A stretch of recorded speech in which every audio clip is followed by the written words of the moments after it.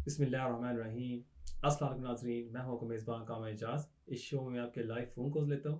अगर आपका भी इमिग्रेशन का मसला है, आप भी फ़ोन करके इस प्रोग्राम में हिस्सा ले सकते हैं। प्रोग्राम का नंबर अभी आपके स्क्रीन के नीचे आ रहा है, 023 475 1718 पर आप कॉल कर सकते हैं और उम्मीद है कि आपको ऐसी एडवाइस दी जाएगी जो आपके लिए फ़ायदेमंद साबित होगी।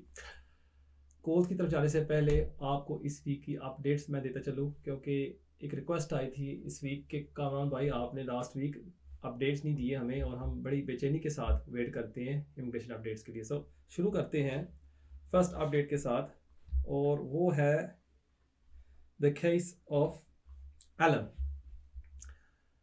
और ये जो केस है, ये थोड़ी सी रोशनी डालता है चिकवम्बा केस के ऊपर।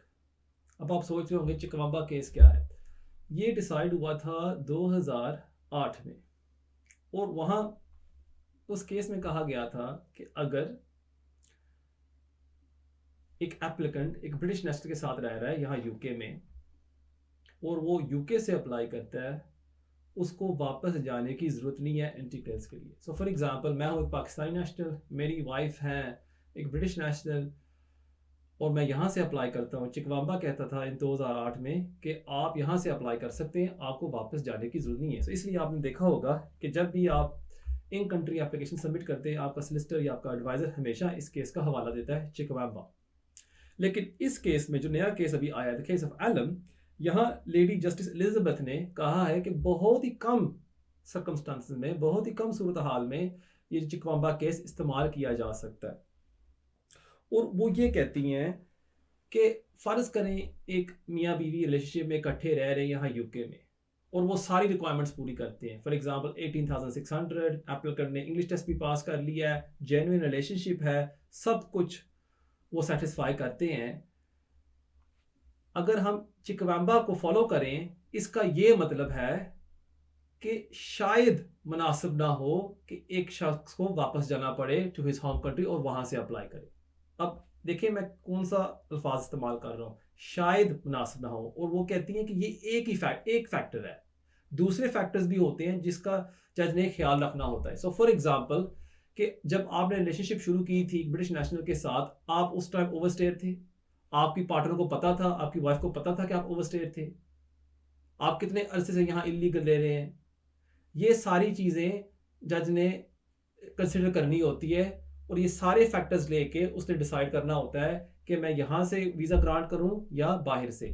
और अगर ज़्यादा फैक्टर्स आपके खिलाफ है तो 99.99% टाइम तो जज है, जब वो फैसला करता है, वो कहता है कि नहीं जी, पब्लिक इंटरेस्ट को मद्देनजर रखते हुए आपको वापस जाना चाहिए और वहां से अप्लाई करें। सो ये जो केस है the case of Elam is not a good case. वो बस ये कह रहा है कि ठीक है, अगर आप सारे रिक्वायरमेंट सेटिस्फाई करते हैं, ओके, ये एक फैक्टर है, लेकिन इसका ये मतलब नहीं है कि आपको वापस जाने की जरूरत नहीं है।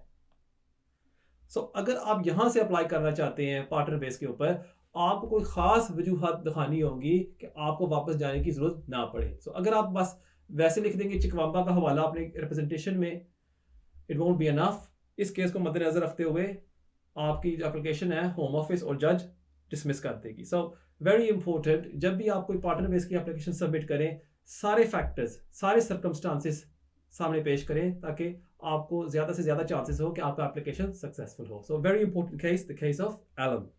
अच्छा, दूसरी अपडेट जो मैं आपके साथ शेयर करना चाहता था वो ये है कि अब लोगों को ऑनलाइन रेजिडेंस परमिट्स मिलने शुरू हो गए। पहले तो हमने देखा था कि जो यूरोपियन नेशनल्स हैं उनको खाली मिल रहे थे, कि वो जाते थे ऑनलाइन और वो साबित कर सकते थे कि हमारे पास है प्री सेटल स्टेटस या सेटल स्टेटस। लेकिन अब मैंने देखा है जो स्टूडेंट्स हैं, जो लोग अप्लाई कर रहे हैं under the points based system, उनको भी अब इलेक्ट्रॉनिक वीज़ा इशू किया जा रहा है।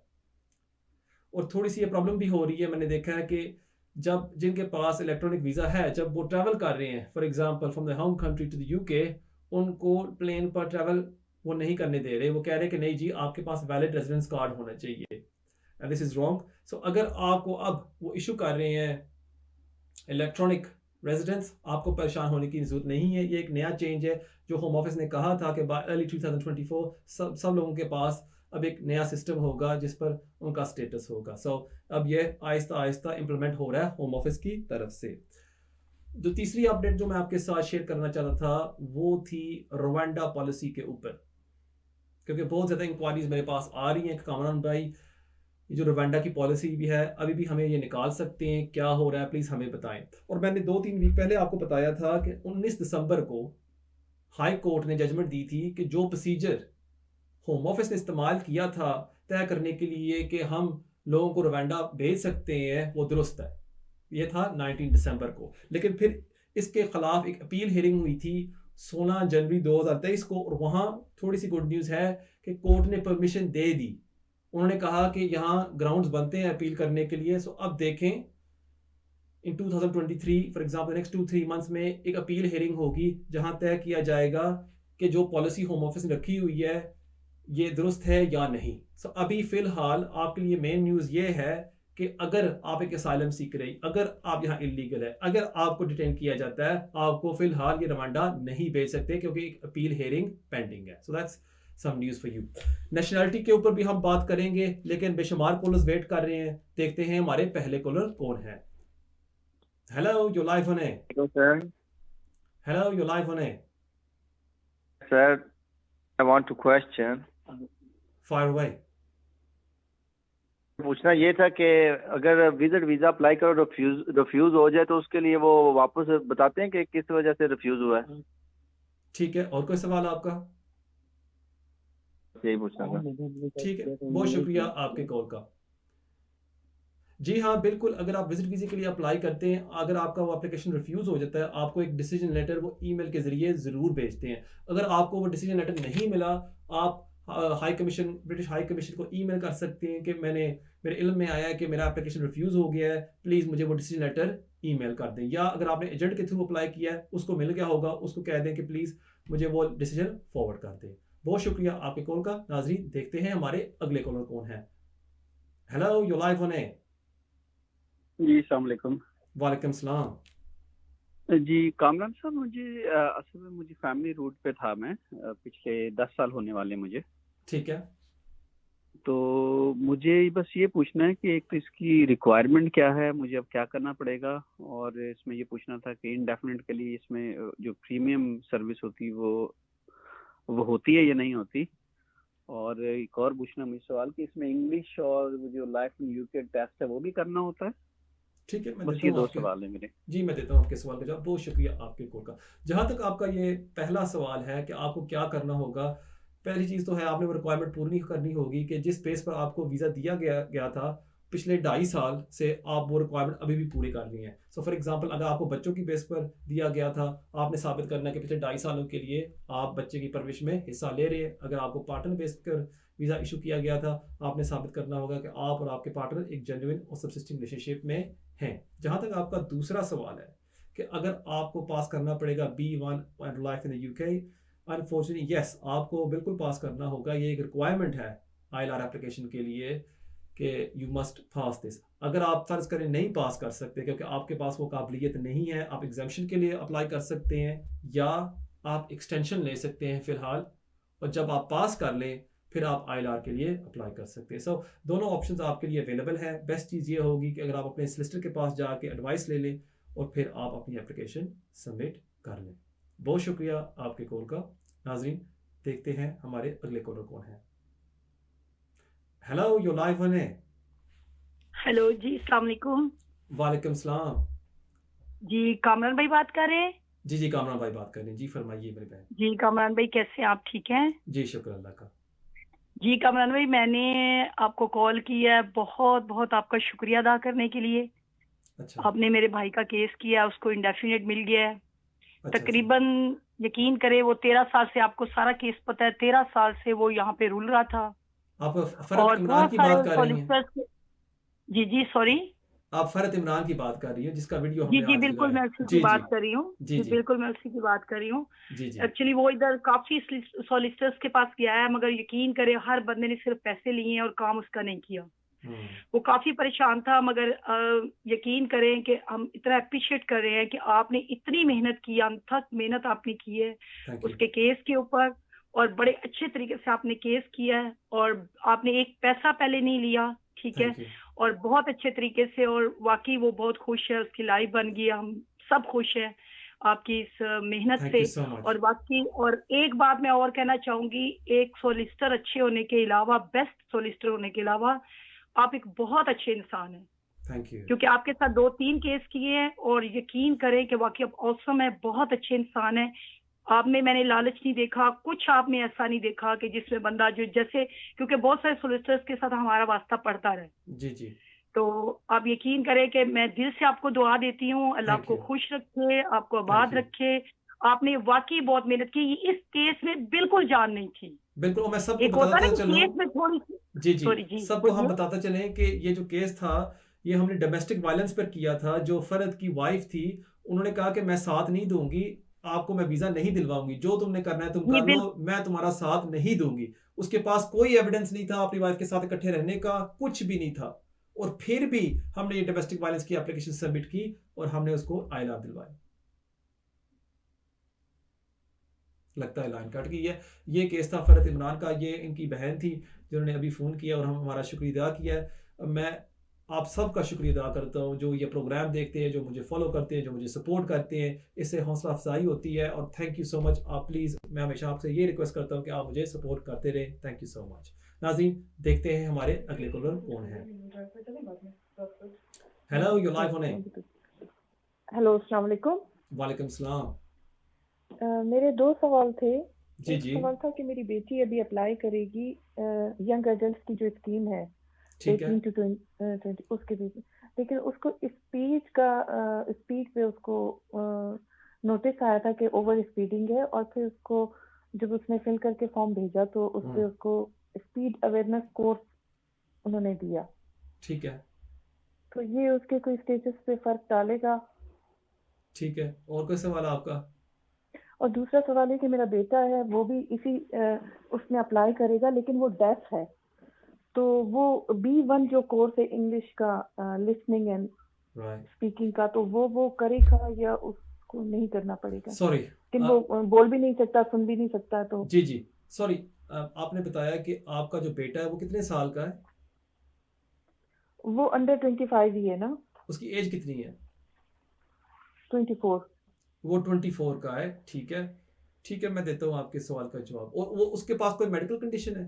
ठीक है, लगता है उसके पास कोई मेडिकल। ठीक है, मैं देता हूँ आपके सवाल का जवाब। बहुत शुक्रिया आपके कॉल का। जहाँ तक आपका पहला सवाल है कि आपकी डॉटर को एक स्पीडिंग का फाइन हुआ है और उसने कोई फाइन भरा है और उसके साथ साथ उसको कोर्स भी अटेंड करना पड़ा है, अगर उसकी इंडेफिनिट को वो अफेक्ट करेगा या नहीं, नहीं वो अफेक्ट नहीं करेगा, वो अप्लाई कर सकती है और मुझे पूरी उम्मीद है होम ऑफिस उसको ग्रांट कर देगी। जहाँ तक आपका दूसरा सवाल है कि आपका जो बेटा है उसकी एज है 24 और उसके उसके पास है कोई लर्निंग डिफिकल्टीज, आप बता रही है मुझे, उसको B1 life in the UK pass करना होगा या नहीं।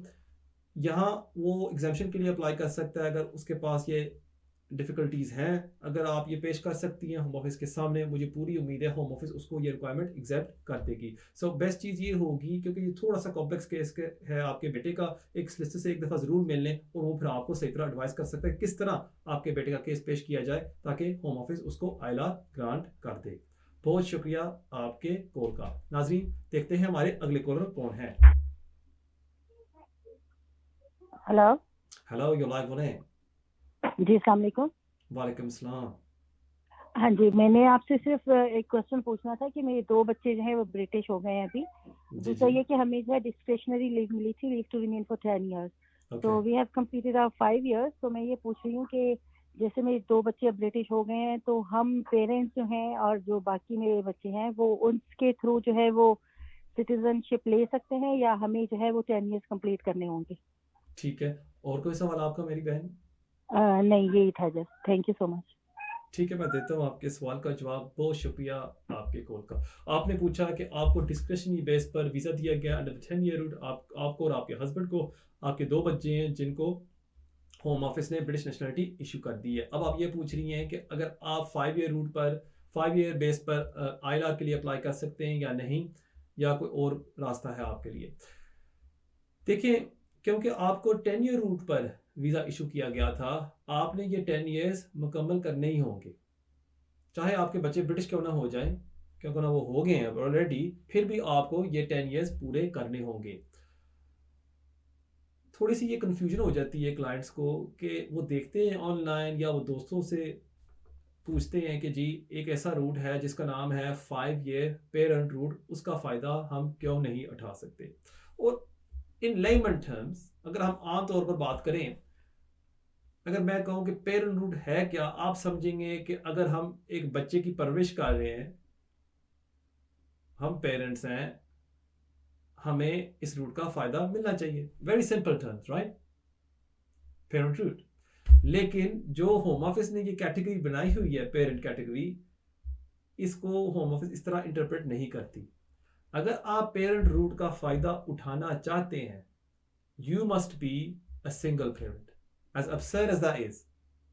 होम ऑफिस ने ये लिखा हुआ है अपने गाइडेंस में, आपको एक सिंगल पेरेंट होना चाहिए, या आप अपने बच्चे के साथ नहीं रह रहे लेकिन आपके पास डायरेक्ट एक्सेस है, फिर आप 5 ईयर रूट पर स्विच कर सकते हैं। सो फॉर एग्जांपल, एक मियाँ बीवी हैं और उनके पास हैं 2 बच्चे, वो सेपरेट हो जाते हैं, फिर जो मदर है वो अप्लाई कर सकती है अंडर द 5 ईयर रूट, क्योंकि वो एक सिंगल मदर है, सोल रिस्पॉन्सिबिलिटी है उनके पास, और वो उसको 5 ईयर रूट पर स्विच कर सकती है। जो उसके हस्बैंड है, क्योंकि वो साथ नहीं रह रहे लेकिन उनके पास है कॉन्टैक्ट विद द चाइल्ड, वो फिर अप्लाई कर सकते हैं अंडर द 5 ईयर रूट, और इस तरह दोनों मियाँ बीवी 5 ईयर रूट पर वीजा ले सकते हैं। लेकिन अगर वो दोनों इकट्ठे रह रहे हैं, they cannot benefit from the 5 year parent route। absurd, crazy, I know, but ये होम ऑफिस ने रूल बनाया हुआ है।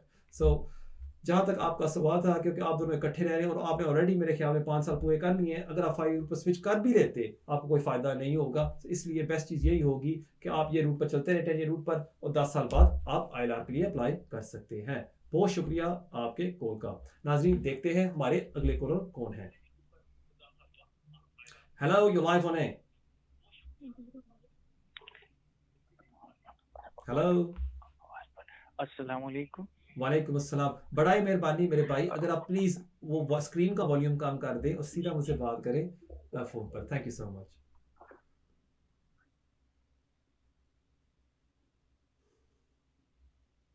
हेलो हेलो, अस्सलाम वालेकुम। वालेकुम सलाम मेरे भाई, जी फरमाइए। जी, मेरा नाम यासीन है, आई एम फ्रॉम इंडिया।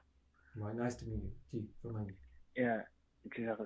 मैं असाइलम का केस किया हुआ था, लेकिन लास्ट मंथ मेरा रिफ्यूज हुआ, लेकिन रिफ्यूज का कोई रीजन नहीं दिया उन लोगों ने। लेकिन मैंने वर्क अलाउड किया ना, वहाँ से कंक्लूडेड लिखा आया, तो मैं समझ गया कि ये मेरा असाइलम है ही नहीं। तो उन लोगों ने बताया कि तुम्हारी कोई एप्लीकेशन है ही नहीं, ठीक है, तो हम किस बेस पे तुम्हें वर्क अलाउड करें, और मुझे अभी नेक्स्ट मंथ रिपोर्टिंग पे जाना है। ओके, अच्छा ये बताएं मुझे। वाइफ भी है और बच्चा भी है। बच्चा कितने साल का है आपका? बच्चा 1.5 लाइक 19 months। 19 months। अच्छा, ये मुझे बताएं मेरे भाई, जब आप स्क्रीनिंग पर गए थे, जब आप मेन इंटरव्यू पर गए थे, जो एड्रेस आपने दिया था वो एड्रेस चल रहा है या आपने घर मूव कर लिया? नहीं, वही चल रहा है। वही चल रहा है। सोलिसिटर था आपके पास या आपने खुद असाइलम अप्लाई किया था? नहीं, मैंने खुद असाइलम किया था और सॉलिसिटर ने भी किया था। ठीक हो गया। मैंने बाहर अंदर से सॉलिसिटर रोका था। ठीक है, ठीक है। और जो रिपोर्टिंग का लेटर आया वो आपके घर आया है या नहीं, दूसरे घर पे। नहीं, फिर दूसरा घर कहाँ से आ गया? अब आप कहते हैं कि अपने एड्रेस मूव नहीं किया, आप दूसरे घर पर आ गया, ये कैसे हुआ है? नहीं, एड्रेस मैंने वही रखा है, लेकिन मैं रहता हूँ दूसरी जगह पे। ठीक है, मैं देता हूँ आपके सवाल का जवाब। बहुत शुक्रिया आपकी कॉल का। लगता है कि आपको रिफ्यूजल डिसीजन नहीं मिला और होम ऑफिस ने आपकी असाइलम एप्लीकेशन को रिफ्यूज कर दिया है। और आपको उन्होंने रिपोर्टिंग के लिए भी बुलवाया है अभी।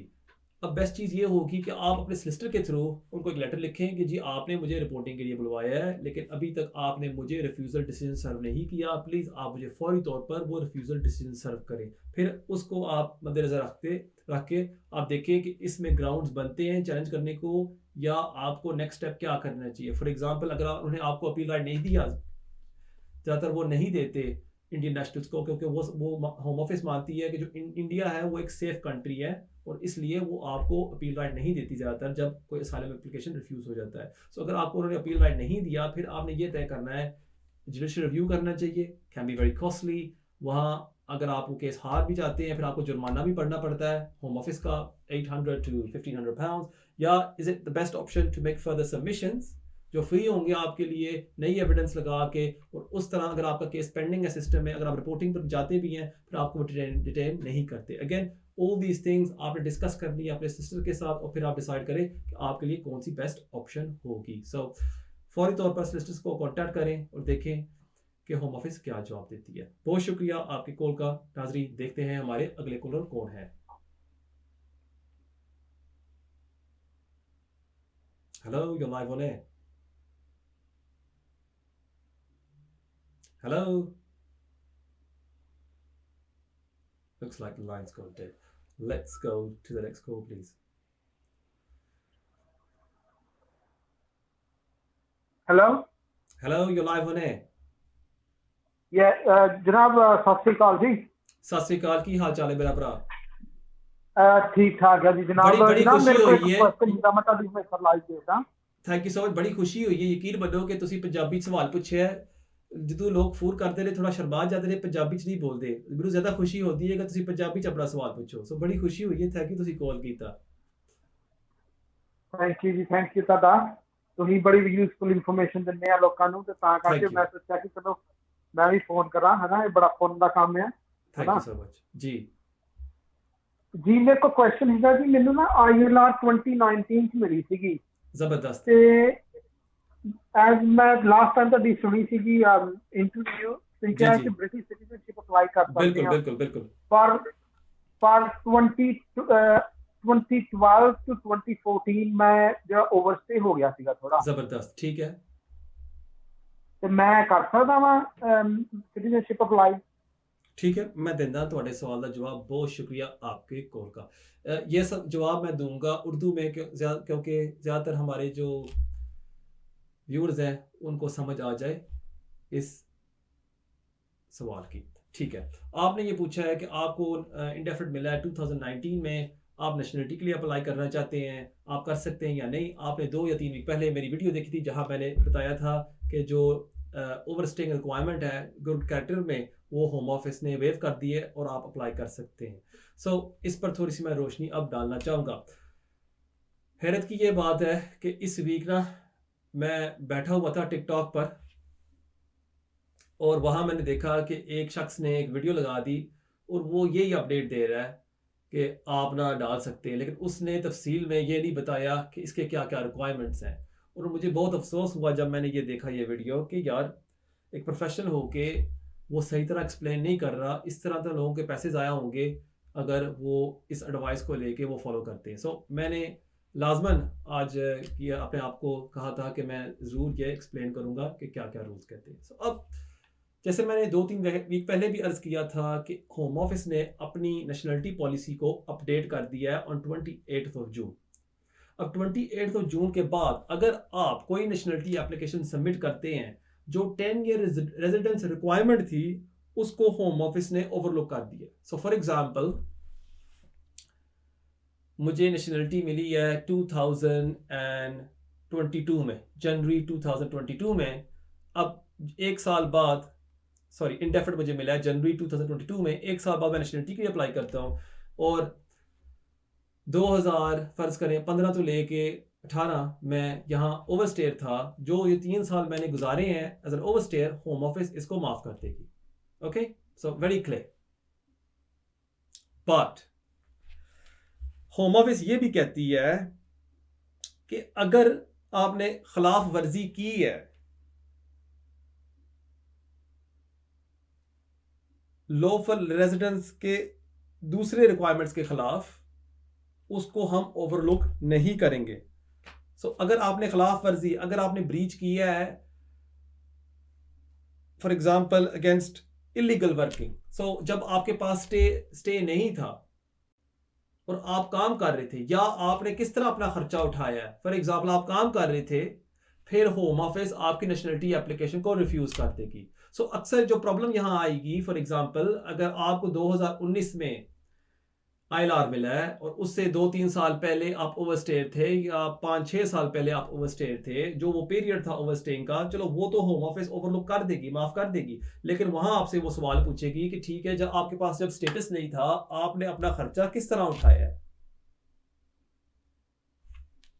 जाहिर सी बात है, ज्यादातर हमारे जो लोग यहाँ कच्चे रहते हैं वो कैश इन हैंड काम करते हैं। या फिर अगर आप इलीगल काम कर रहे हैं, फिर होम ऑफिस की गाइडेंस कहती है कि आपकी एप्लीकेशन को हम रिफ्यूज कर देंगे, there is no discretion there. So this is where I see the problem. ठीक है, होम ऑफिस ने ये कह दिया है कि अगर आप ओवरस्टेयर थे 10 साल के पीरियड में, हम उसको ओवरलुक कर देंगे, लेकिन जो खिलाफ वर्जी रेजिडेंस रिक्वायरमेंट के मतलब नहीं है उसको होम ऑफिस ओवरलुक नहीं करेगी। सो इलीगल वर्किंग यहाँ आ जाता है और यहाँ फिर आपकी एप्लीकेशन को वो रिफ्यूज कर देंगे। सो इसलिए बहुत ही इंपॉर्टेंट है, कोई भी नेशनलिटी एप्लीकेशन सबमिट करने से पहले आप जरूर एक दफा एक सिस्टर के पास जाके एडवाइस ले लें। I hope that helps. Please इसको शेयर करिएगा ये इन्फॉर्मेशन, ताकि हम ज्यादा से ज्यादा लोगों को फायदा पहुंचा सके। Thank you so much for your call. नाजरीन, देखते हैं हमारे अगले कॉलर कौन है। Hello hello hello, you live on air. Hello sir. Hello, how can I help? Hello, You're live on air. How can I help? Hello. Let's go to the next call. लगता है line drop हो गई है। Hello, you're live on air. Hello, अस्सलाम वालेकुम। वालेकुम सलाम। गिल साहब की हाल चाल है? ठीक ठाक सर, अल्लाह का करम। दसो कोई गुड न्यूज़। माशाल्लाह बहुत अच्छा जा रहा है जनाब। Thank you so much. लेकिन बहुत फायदा हो रहा है सर। ਤੁਸੀਂ ਮੈਨੂੰ ਕੋਈ ਗੁੱਡ ਨਿਊਜ਼ ਦੱਸੋ। ਇਤਨੇ ਸਾਲਾਂ ਤੋਂ ਤੁਸੀਂ ਕਾਲ ਕਰ ਰਹੇ ਹੋ ਵੀਨਸ ਟੀਵੀ ਦੇ ਟਾਈਮ ਤੋਂ, ਤੇ ਅੱਜ ਲੈ ਸਰ ਮੈਂ ਦੱਸੋ ਕੋਈ ਗੁੱਡ ਨਿਊਜ਼। ਅੱਜ ਬੇਚੈਨ ਹੋ ਗਿਆ ਮੈਂ। 4 ਅਪ੍ਰੈਲ ਦੀ ਸਰ ਮੇਰੀ ਕੋਰਟ ਦੀ ਹੀਅਰਿੰਗ ਦੀ ਡੇਟ ਦਿੱਤੀ ਹੈ ਕੋਰਟ ਨੇ ਸਰ। ਅੱਛਾ, ਠੀਕ ਹੈ। ਤੇ ਬਾਕੀ ਬੇਗਮ ਨੂੰ ਇੰਡੈਫੀਨਿਟ ਮਿਲ ਗਿਆ ਮਿਸਿਸ। ਮਾਸ਼ਾਅੱਲਾ ਮਾਸ਼ਾਅੱਲਾ। ਹਾਂਜੀ, ਔਰ ਬੰਡਲ ਤੁਹਾਡਾ ਤਿਆਰ ਹੋ ਗਿਆ? ਹਾਂਜੀ, ਬੰਡਲ ਸਾਡਾ ਤਿਆਰ ਹੋ ਗਿਆ ਜੀ, ਉਹਨਾਂ ਨੇ ਭੇਜਤਾ ਹੈ ਤੇ 4 ਅਪ੍ਰੈਲ ਨੂੰ ਹੈ ਸਰ ਸਾਡੀ मेरी हीयरिंग। इंशाल्लाह दुआ करो, अल्लाह बेहतरी करेगा इंशाल्लाह। मैं थोड़े को थोड़े एक और मशवरा लेना सी, क्या मैं अपनी बेगम दे बिहाफ ते स्पाउस वीजा इत्थे इस कंट्री च रह के अप्लाई कर सकना? देखो, कर तुसी सकते हो, लेकिन जिस तरह मैं इस शो दे स्टार्ट विच दस्सिया सी कि ज़्यादातर home office in country application नूं रिफ्यूज कर दिंदा है। हुण मैनूं याद दिलाओ कि ਤੁਹਾਡੀ ਵਾਈਫ ਨੂੰ ਤਾਂ ਇੰਡੈਫਿਨਿਟ ਮਿਲ ਗਿਆ, ਤੁਹਾਡੇ ਜੋ ਬੱਚੇ ਨੇ ਉਹਨਾਂ ਦੀ ਕਿੰਨੀਆਂ ਉਮਰਾਂ ਨੇ ਹੁਣ? ਬੱਚੇ ਤਾਂ ਸਾਰੇ ਅਡਲਟ ਹੋ ਗਏ ਨੇ ਸਾਰੇ। ਜਿਹੜਾ ਸਭ ਤੋਂ ਲਾਸਟ ਹੈ ਉਹ 19 ਸਾਲ ਦਾ ਹੋ ਗਿਆ, 19ਵੇਂ ਸਾਲ ਨੂੰ ਲੱਗ ਗਿਆ। ਠੀਕ ਹੈ, ਜਨਵਰੀ ਠੀਕ ਹੋ ਗਿਆ। ਅੱਛਾ, ਜਿਹੜਾ ਉਸ ਤੋਂ ਵੱਡਾ ਹੈ ਉਹ 23ਵੇਂ ਸਾਲ ਚ ਲੱਗ ਗਿਆ ਸਰ। ਠੀਕ ਹੈ। ਤੇ ਜਿਹੜੀ ਬੇਟੀ ਉਹ 24ਵੇਂ ਸਾਲ ਚ ਲੱਗ ਗਈ ਹੈ। ਜ਼ਬਰਦਸਤ। ਗਿਲ ਸਾਹਿਬ, ਹੁਣ ਤੁਹਾਨੂੰ ਹੀ ਖਾਲੀ ਰਿਫਿਊਜ਼ ਕੀਤਾ ਹੈ ਜਾਂ ਕੋਈ ਬੱਚੇ ਨੂੰ ਵੀ ਰਿਫਿਊਜ਼ ਕੀਤਾ ਹੈ? ਮੈਨੂੰ ਯਾਦ ਦਿਵਾਓ। ਨਹੀਂ, ਬਾਕੀ ਸਾਰਿਆਂ ਨੂੰ ਮਿਲ ਗਿਆ, ਮੈਨੂੰ ਸਿਰਫ ਤੁਹਾਨੂੰ ਬਸ ਲੈਣ ਦਿੱਤਾ ਹੈ ਨਾ। ਤੁਸੀਂ ਜਾਓ ਹੈ ਵਾਪਸ ਪਾਕਿਸਤਾਨ ਔਰ ਇਹ ਸਾਰੇ ਇੰਜੋਏ ਕਰਨ। ਦੇਖ ਲਓ। ਹਾਂਜੀ ਹਾਂਜੀ। ਤੁਸੀਂ ਗਿਲ ਸਾਹਿਬ ਦੇਖੋ, ਮੇਰਾ ਨਹੀਂ, ਅਗਰ ਤੁਹਾਡਾ ਕੇਸ ਸਹੀ ਤਰ੍ਹਾਂ ਤਿਆਰ ਕੀਤਾ ਜਾਵੇ ਨਾ, ਮੈਨੂੰ ਪੂਰੀ ਉਮੀਦ ਹੈ ਕਿ ਤੁਸੀਂ ਇਹ ਅਪੀਲ ਜਿੱਤ ਜਾਓਗੇ। ਮੈਂ ਇਹ ਮਸ਼ਵਰਾ ਕਰਾਂਗਾ ਕਿ ਬਹੁਤ ਸਾਲਾਂ ਤੋਂ ਮੇਰਾ ਔਰ ਤੁਹਾਡਾ ਤਾਲੁਕ ਰਿਹਾ ਹੈ ਵੀਨਸ ਟੀਵੀ ਤੋਂ। ਆਈ ਥਿੰਕ 2019 ਤੋਂ, ਜਦੋਂ ਮੈਂ ਨਵਾਂ ਸ਼ੁਰੂ ਕੀਤਾ ਸੀ, ਜਦੋਂ ਮੈਨੂੰ ਕੋਈ ਬੰਦਾ ਕਾਲ ਕਰਦਾ ਵੀ ਨਹੀਂ ਸੀ ਔਰ ਨਾ ਮੈਨੂੰ ਕੋਈ ਜਾਣਦਾ ਸੀ, ਤੁਸੀਂ ਕਾਲ ਕਰਦੇ ਸੀ ਮੈਨੂੰ। ਮੈਂ ਚਾਹਾਂਗਾ ਕਿ ਤੁਸੀਂ ਮੇਰੇ ਨਾਲ ਰਾਬਤਾ ਕਰੋ, ਈਮੇਲ ਕਰੋ ਆਪਣਾ ਬੰਡਲ, ਮੈਂ ਉਹਨੂੰ ਦੇਖਾਂ ਔਰ ਮੈਂ ਫॉर ਫ੍ਰੀ ਤੁਹਾਨੂੰ ਹੈਲਪ ਕਰਨਾ ਚਾਹਾਂਗਾ ਕਿ ਮੇਕ ਸ਼ੋਰ ਕਰੀਏ ਕਿ ਤੁਹਾਡਾ ਇਹ ਕੇਸ ਅਲਾਉ ਹੋਵੇ, ਕਿਉਂਕਿ ਮੈਂ ਨਹੀਂ ਚਾਹੁੰਦਾ ਕਿ ਤੁਹਾਡਾ ਰਿਫਿਊਜ਼ ਹੋਵੇ ਔਰ ਮੈਂ ਨਹੀਂ ਚਾਹੁੰਦਾ ਕਿ ਤੁਹਾਨੂੰ ਵਾਪਸ ਜਾਣਾ ਪਵੇ, ਉਹ 20 ਟਨ ਸਪਲਾਈ ਕਰਨੀ ਪਵੇ, ਤੁਹਾਡੀ ਵਾਈਫ ਨੂੰ ਕੰਮ ਕਰਨਾ ਪਵੇ, 18,600 ਕਮਾਣੇ ਪਵਣ। ਮੈਂ ਨਹੀਂ ਚਾਹੁੰਦਾ ਇਹ ਹੋਵੇ ਤੁਹਾਡੇ ਨਾਲ। ਸੋ ਤੁਸੀਂ ਮੇਰਾ ਪਲੀਜ਼ ਰਾਬਤਾ ਕਰੋ ਈਮੇਲ ਦੇ ਜ਼ਰੀਏ, ਔਰ ਅਗਰ ਹੋ ਸਕੇ ਮੈਨੂੰ ਬੰਡਲ ਭੇਜੋ ਜਾਂ ਤੁਸੀਂ ਮੇਰੇ ਦਫ਼ਤਰ ਆ ਜਾਓ ਫॉर ਫ੍ਰੀ, ਮੈਂ ਤੁਹਾਡੀ ਹੈਲਪ ਕਰਾਂਗਾ ਔਰ ਇਨਸ਼ਾਅੱਲਾ ਅਸੀਂ ਤੁਹਾਨੂੰ ਦਵਾਵਾਂਗੇ ਆਪ ਤੁਹਾਡਾ ਵੀਜ਼ਾ। ਠੀਕ ਹੈ ਨਾ? ਅੱਛਾ ਸਰ, ਮੈਂ ਇੱਕ ਥੋੜਾ ਜਿਹਾ ਹੋਰ ਕਰਨਾ ਸੀ। ਮੇਰੀ ਮਿਸਿਸ ਨੂੰ ਸਰ ਡਿਮੈਂਸ਼ੀਆ ਹੋ ਗਿਆ, ਪ੍ਰੋਬਲਮ ਹੋ ਗਿਆ। ਇन्ना लिल्लाहि व इन्ना इलैहि राजिऊन। ਉਹ ਵੀ ਉਹਦਾ ਜ਼ਿਕਰ ਜ਼ਰੂਰ ਕਰੋ, ਲੇਕਿਨ ਪਲੀਜ਼ ਤੁਸੀਂ ਨਾ ਰਾਬਤਾ ਕਰੋ ਮੇਰੇ ਨਾਲ, ਫਿਰ ਅਸੀਂ बैठ के ਇਹਦਾ ਕੋਈ हल करते हैं। ठीक है ना? थैंक यू सो मच फिर। नाज़रीन, अभी ना कल की बात है, फेसबुक पर एक भाई ने लिखा कि सेम ओल्ड स्टोरी, और मैंने उसको जवाब दिया। मैंने कहा इसका क्या मतलब? कहता है कि यार आप हर वीक ना आते हो यहाँ और बस अपनी प्रमोशन करते हो कि मुझसे रब्ता करो, मुझसे रब्ता करो, मुझसे रब्ता करो। आप यहाँ बैठे हो बस पैसे बनाने के लिए। और यकीन माने, आप सोचें इस बात को, राइट? जितनी इन्फॉर्मेशन हम इस शो में लाइव देते हैं, आपको कोई और शो में ये इन्फॉर्मेशन नहीं मिलती। नंबर 1, जो इन्फॉर्मेशन मैं आपके साथ शेयर करता हूँ, अगर मैं चाहूँ मैं आपको बहुत ही मुख्तसर जवाब दे सकता हूँ और फिर मैं आपको यहाँ कंसल्टेशन के लिए भी बुलवा सकता हूँ और मैं समझ लें बहुत पैसे कमा सकता हूँ, लेकिन फिर भी मैं आपको ये तफसील में जवाब देता हूँ। सो मुझे कोई ऐसा नहीं है कि सेल्फ प्रमोशन मैं कर रहा हूँ, मैंने पैसे बनाने हैं। मेरा मेन मकसद जब मैं यहाँ इस कुर्सी पर बैठता हूँ और ये लाइव शो आपके लिए करता हूँ, एक ही मकसद होता है कि आपको अच्छी सी अच्छी इंफॉर्मेशन दूँ जिससे आपको फ़ायदा हो। So it's not about me, it's about you guys and helping you, that's the most important thing. नाज़रीन, 2 कॉलर्स वेट कर रहे हैं, देखते हैं हमारे अगले कॉलर कौन है। हेलो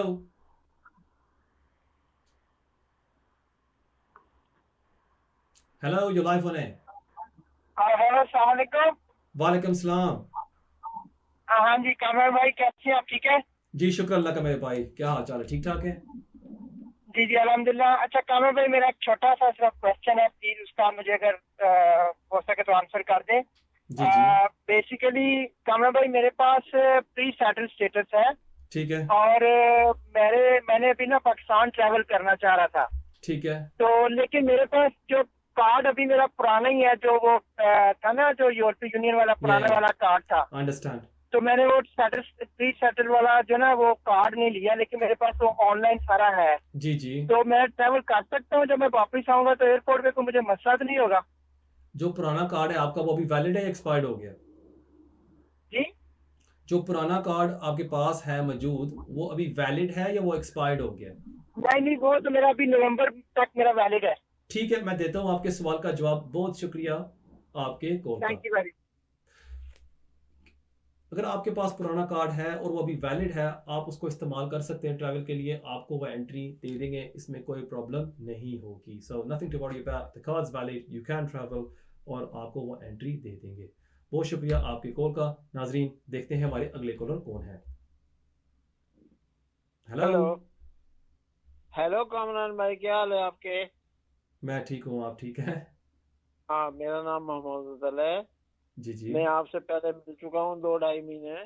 जी जी, मगर उस टाइम जो आपने फीस बताई थी वो मेरी 5,500 से ऊपर बनती है। जी जी, तो मेरे पास पैसे नहीं थे, इसलिए मैं लाइक और कमेंट तो करता रहता हूँ, मगर मैं कोशिश करके पूरे कर चुका हूँ। जी जी, हाँ, मगर माशाल्लाह मेरे को तो आपको खिताब देना चाहिए सर का। जी जी, हाँ, क्यों कि 1971 में मेरे एक दादा आए थे यहाँ पे, वो बैरिस्टर है, मोहम्मद असलम खान म्यो।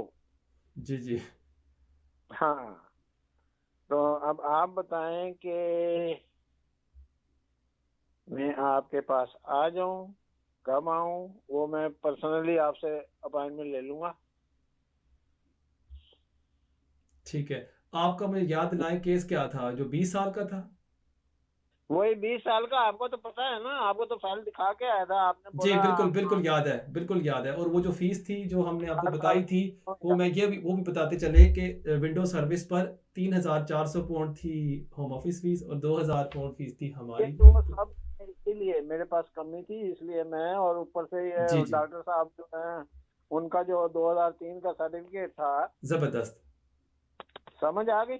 बिल्कुल मुझे याद है, सब कुछ याद है। आप आए थे शेफर्ड बुश से और आपने मेरे दफ्तर आए थे और हमने बातचीत की थी, बिल्कुल याद है ना। ये होती है ईमानदारी, सच्चाई, हकीकत, इंसान की मेहनत।